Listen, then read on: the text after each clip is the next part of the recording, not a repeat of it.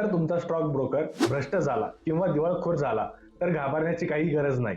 भारतात गुंतवणूकदारांच्या हितांचे संरक्षण करण्यासाठी अनेक सुरक्षा उपाय आहेत. नंबर 1, डीमॅट खात्यातील शेअर सुरक्षित.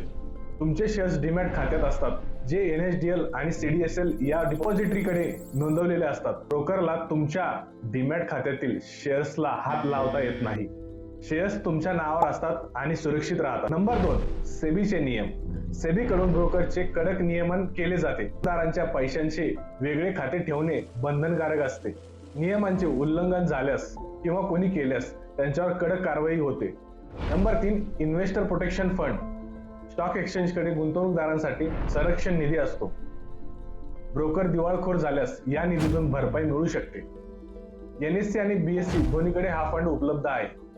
नंबर 4, तक्रार निवारण. सेबीकडे तक्रार दाखल करू शकता. स्टॉक एक्सचेंजकडे तक्रार करण्याची सुविधा आहे. आर्थिक फसवणूक झाल्यास पोलिसांकडे तक्रार करू शकता. सुरक्षित गुंतवणुकीसाठी काही महत्त्वाच्या सूचना. नियमित तुमचे डीमॅट स्टेटमेंट तपासा. संशयास्पद व्यवहार दिसल्यास लगेच तक्रार करा.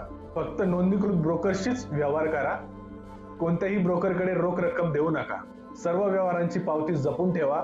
आपल्या गुंतवणुकीची सुरक्षा करण्यासाठी भारतीय बाजारपेठेत पुरेशी यंत्रणा आहे. सतर्क राहून आणि नियमांचे पालन करून आपण सुरक्षित गुंतवणूक करू शकता. तर अशाच भन्नाट गोष्टीसाठी शिव स्टॉक या चॅनलला सबस्क्राईब करा, लाईक आणि तुमच्या फ्रेंड्स अँड फॅमिली सोबत शेअर करा.